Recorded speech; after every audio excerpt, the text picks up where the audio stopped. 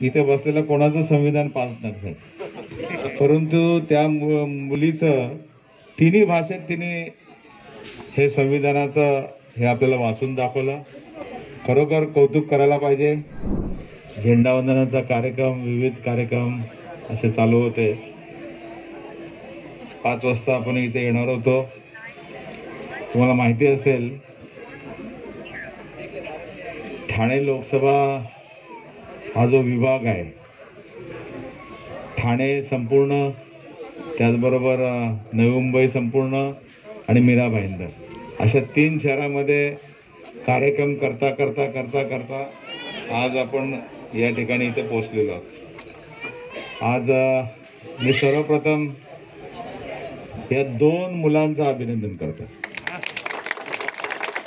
आणि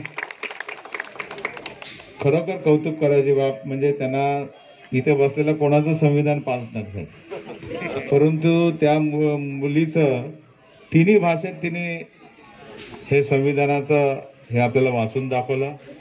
खरोखर कौतुक करायला पाहिजे. आणि अशी जर मुलं असेल तर आपला देश कुठे जाईल.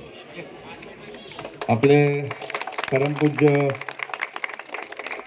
भारतरत्न डॉक्टर बाबासाहेब आंबेडकरांनी जे संविधान दिलंय, ह्या संविधानाच्यामुळेच आज संपूर्ण आपला देश त्या मार्गावरती